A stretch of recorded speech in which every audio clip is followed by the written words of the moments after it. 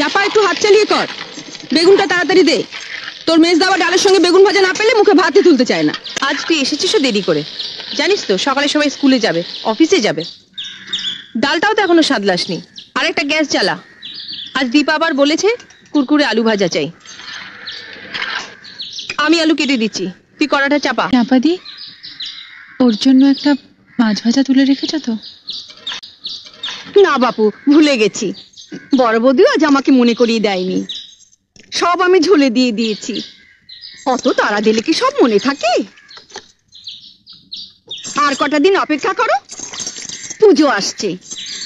মা দুর্গার কাছ থেকে 8টা হাত আমি ধার চেয়ে নেব।